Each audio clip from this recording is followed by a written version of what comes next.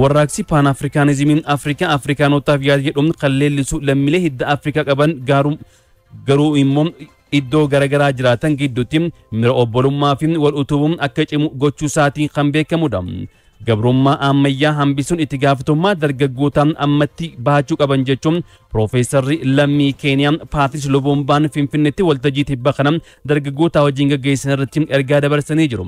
Xiinxala oduu kanaan Hiwata Ragaay akkanatti qindeessee jirti.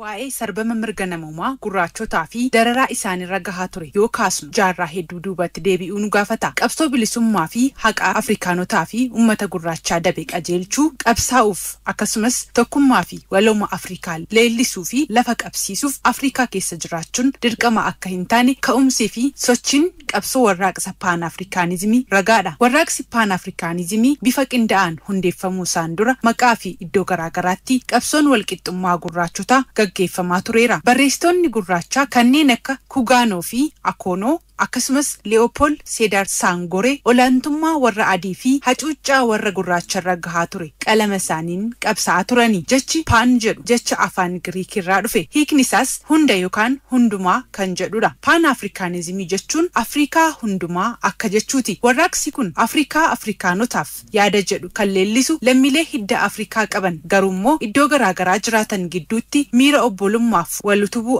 akka cimu gochuun bilisummaa fi walqixxummaaf kan qabsaa'udha. Yaadni kun erga jalqabe waggoota dheeraa lakkoofsiseera. Haa ta'u malee bifa qindaa'aan bara 1897 waldaa Afrikaanotaa hundeeffame ture. Erga waldaan kun hundeeffame waggaa 3 booda bara 1900tti qindeessummaa lammii Trinidad kan ta'e Henry Sylvester Williamsiin walgahiin Pan Afrikaanizimii inni jalqabaa Londonitti gaggeeffame. Walgahii kanarratti abbaa Pan Afrikaanizimii kan jedhamu Dr. William Edward Du Bois argameera. Walgahiin London kun xiyyeeffannoo addunyaa harkisuu fi gurraachota kakaasuu danda'eera. Ka'umsi warraaqsa Pan Afrikaanizimii Afrikaan ala ta'us waraanni Adwaa garuu si'eessituu warraaqsa kanaa ta'uu seenaan kan ragaa bahudha. Biyya fakkeenya qabsoof bilisummaa akkasumas hangafaaf gaggeessituu ardii Afrikaa taate Itoophiyaatti konferensiin dargaggoota Afrikaa guyyoota 3 gaggeeffameera. Konferensii qopheessummaa ministeera dubartootaa fi hawaasummaan qophaa'e kanarratti dargaggoonni guutuu Afrikaa irraa dhufan irratti hirmaataniiru. Kaayyoon konferensii Finfinneetti gaggeeffame kana inni guddaa dhimma gaggeessummaa, dippiloomaasii fi walitti dhufeenya idil addunyaa dargaggoota guddisuudha. Konferensiin kun kanaan dura biyyoota 3 keessatti gaggeeffameera. Itoophiyaatti yoo gaggeeffamu ammoo yeroo lammaffaafi. Leellisaan Pan Afrikaanizimii fi hayyuun seeraa Profeesar Patrice Lumumba waltajjicharratti argamuun Afrikaan amma qormaata addunyaa isa haaraa akkamiin injifachuun darbuu qabdi isa jedhu irratti yaadamuu qabaa jedhan. Afrikaan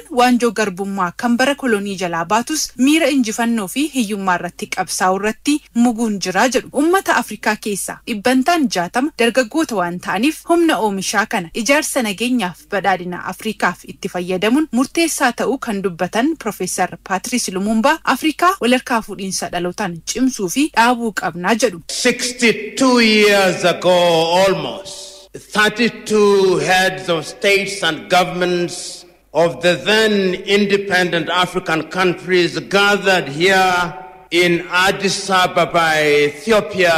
Waggaa 62 dura biyyoonni Afrikaa 32 bilisa ta'an Afrikaa bilisa taate uumuuf as Finfinneetti walitti qabamanii turani. Faayidaa tokkummaan Afrikaaf qabus xiyyeeffannoo itti kennanii turani. Hoggantoonni sun yeroo sana akkuma keessan dargaggoota turani. Yeroos hoggantoonni hundi bilisummaa fi guddina Afrikaaf maal akka barbaachisu adda baasanii hubataniis turani. Tokkummaa fi wal ta'uun murteessaa ta'uu hubachuun itti amananii turani. The Pan-Africanism that we talk about today was the handiwork of great individuals such as Sylvester Williams of Trinidad and Tobago. Har'a waa'ee yaadrimee Pan-Afrikaanizimii yeroo dubbannu hoggantoota Afrikaa fi lammiilee Afrikaa keessa jiraatan qofaan kan hundeeffamte miti. Yaada lammiilee Afrikaa iddoo garaagaraa jiraachaa walqixxummaa fi faayidaa lammiilee isaaniif qabsaa'an lammiilee Afrikaan alaa kan dabalatedha. Gumaacha isaanii yoomiyyuu hin dagannu. Namoota Profeesar Patrice Lumumba qabsoo Pan-Afrikaanizimii keessatti maqaa dhahan keessaa tokko dhalataa Jamaayikaa Marcus Garvey. Garvey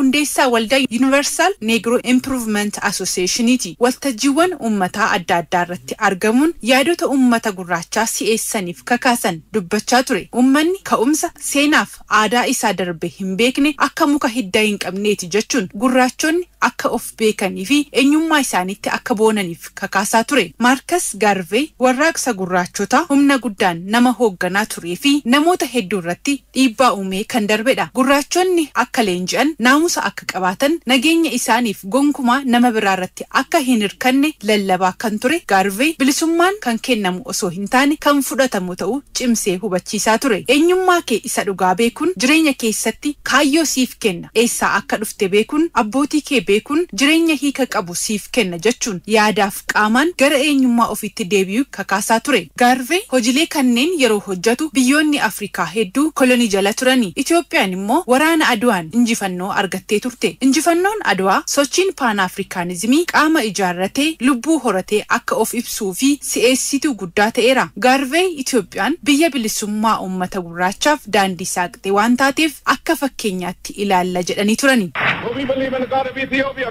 Waaqa Itoophiyaatti yoo amanne daandii Itoophiyaarra yoo deemne lammiin Afrikaa garba yookaan tajaajilaa isa jedhu haqsiisne nutis akkuma warra kaanii akkuma lammii Kaanadaa, lammii Ingiliis, lammii Ameerikaa jedhaman nutis lammiilee faffacaanee jirruu fi miiliyoona 400 ol taanu bilisummaa keenyaaf yoo qabsoofne lammiilee Afrikaa ishee gamtoomtee akka jedhamnu shakkiin qabu. Seenaaf aadaa Afrikaa kabajuun sabboonummaa gurraachaa galmaan ga'uuf seenaa fi aadaa Afrikaa kabajuun sabboonummaa gurraachaa galmaan ga'uuf kan kaayyeeffate waldaan Garvey hundeesse dinagdeen of danda'uu fi Afrikaa keessatti saba gurraacha walabate ijaaruufis akka hojjetaa ture seenaan kan ragaa bahudha.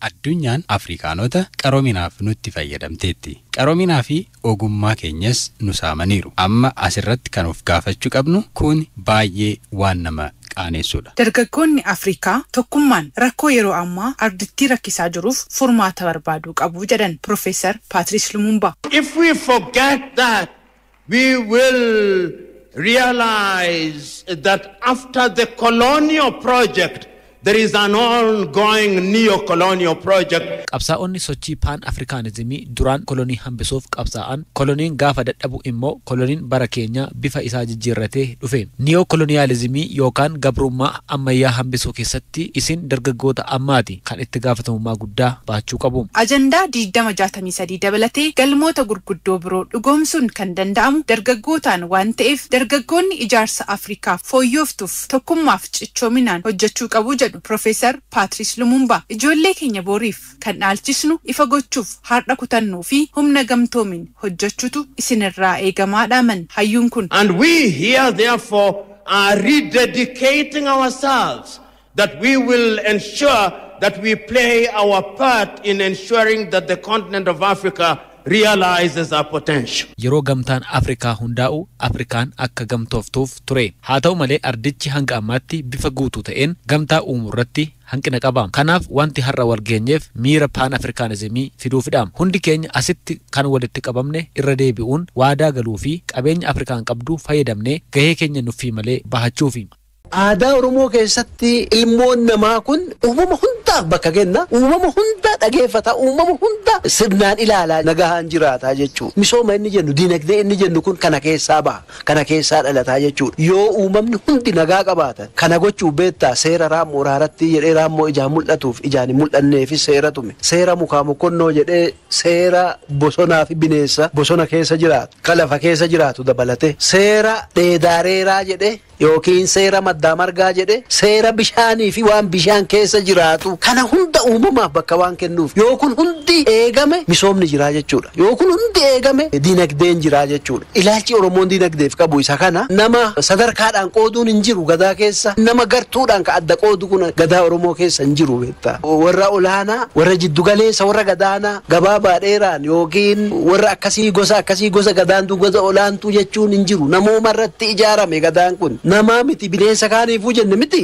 namooma irratti ijaarame waan ta'eef gadaa keessa wanni akkasii hin jiru jechuudha. Sirni burjaazii sirni akkasii kun gadaa Oromoo keessa aadaa Oromoo keessa hin jiru. Nama kamiiyyuu ta'e gosa kamiiyyuu ta'e biyya kamiiyyuu dhufe aadaaf duudhaa Oromoo kana barbaada jennaan lakkii ati gosa kanaa gosi kun gadaatti makamuu hin danda'u jedhee ofirraa hin deebisu. Sirriitti hubatamuu qaba.